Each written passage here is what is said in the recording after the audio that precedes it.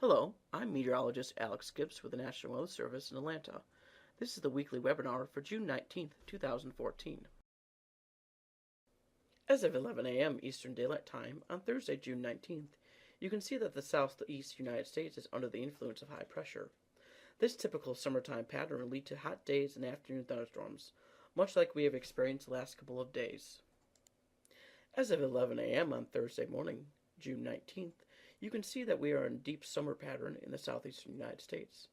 High pressure is located over Mississippi, and this will lead to the development of typical summertime thunderstorms across the area. This image depicts the last 24 hours of rainfall across the area. As you can see, most of the rainfall occurred in North Georgia over the mountains.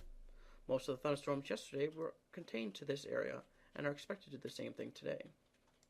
A quick look at high-resolution models depicts that at 2 p.m. today, most of the thunderstorms will be across the North Georgia mountains. At 6 p.m., high-resolution models predict that the thunderstorms will slowly drift south towards the Atlanta metropolitan area. Forecast models predict that this trend will continue through Friday. This weekend, however, it appears northwest flow will return to the region. This northwest flow may lead to enhanced thunderstorms threat over the weekend, especially Sunday into Monday. By mid-next week, the computer models start to diverge on the forecast. This computer model, the GFS, predicts that northwest flow will once again affect our area. This would mean that overnight complexes of thunderstorms could be possible.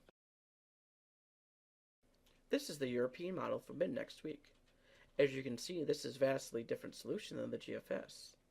In this solution, high pressure remains over the southeast. Typical summertime weather would be expected with afternoon thunderstorms. With the return of summer and forecast high temperatures to be in the 90s, it is important to protect yourself, family, and pets from the heat. People and animals left in vehicles are affected greatly by the heat. It only takes 10 minutes for the temperature to climb 20 degrees in a car, even with the windows cracked. In an hour, temperatures can be 45 degrees warmer than the outside air. Please remember to beat the heat, check the back seat. In summary, typical summertime thunderstorms are possible for the rest of the work week. This weekend, it appears northwest flow could return to the area. This could lead to some intense thunderstorms and even some possible overnight thunderstorm complexes. Early next week, the computer models diverge in what might happen. Regardless of the two differences, it appears thunderstorms are likely.